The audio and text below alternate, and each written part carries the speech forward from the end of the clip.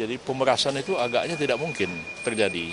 Jadi harus dibuktikan apa betul ada pemaksaan, apa betul Pak Firly itu dipanggil, Pak Yasin itu dipanggil terus dimintain sesuatu, diperas sehingga Pak Yasin itu dalam suasana ketakutan dan kekhawatiran menyerahkan sesuatu kepada Pak Firly.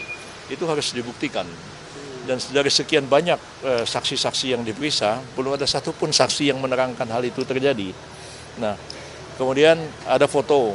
Ya, foto itu tidak menerangkan apa-apa karena foto itu dibuat tahun 2022 sebelum Pak Firly dinyatakan sebagai sebelum Pak Yasin dinyatakan sebagai tersangka atau dalam penyelidikan dan penyidikan, dan foto itu tidak menerangkan apa-apa, ya foto begitu aja.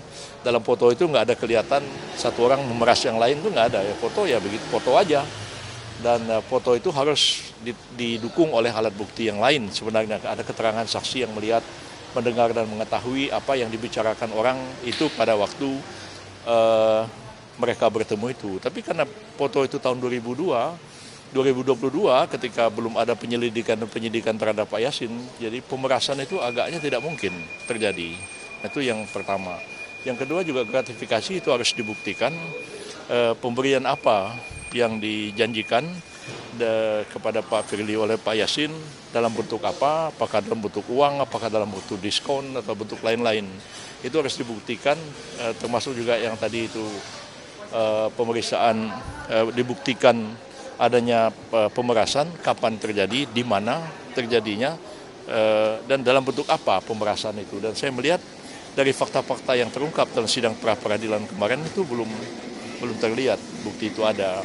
Nah begitu juga bahwa sebelum seorang itu dinyatakan sebagai tersangka, dia harus diperiksa sebagai calon tersangka menurut putusan MK supaya nyambung keterangan dia sebagai calon tersangka dengan dia nanti sudah jadi terdakwa di pengadilan. Kalau keterangannya itu tidak nyambung, dia juga nggak bisa dijadikan sebagai tersangka. Jadi yang harus saya tekankan dalam penyidikan tindak pidana ini adalah bahwa dua alat bukti permulaan yang cukup yang dimaksud oleh KUHAP itu betul-betul mempunyai kualitas. Ya. Artinya ada keterangan bahwa orang ini melakukan pemerasan, ada keterangan bahwa orang ini meminta gratifikasi.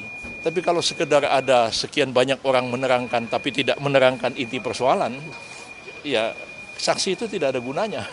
Saya pernah dinyatakan tersangka oleh Jaksa Agung dan saya ketawa pada waktu itu.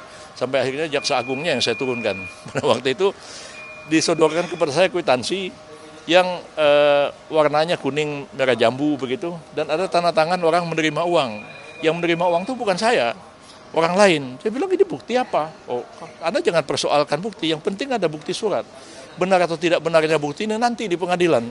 Lah, kalau gitu Anda akan tuntut saya dinyatakan tersangka, ditahan segala macam, sudah menimbulkan satu penderitaan, sedangkan ada bukti yang Anda jadikan dasar menetapkan tersangka itu nggak jelas juntrungannya. Jadi harus alat bukti itu nyambung dengan pembuktian nanti di pengadilan, bukan sekedar memenuhi syarat, sudah ada dua orang menerangkan, sudah ada foto, nah, saya kira dia belum cukup dijadikan sebagai alat bukti. Saya kira itu masalahnya.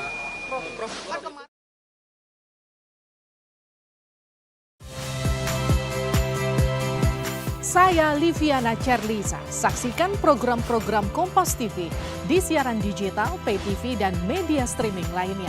Kompas TV, independen, terpercaya.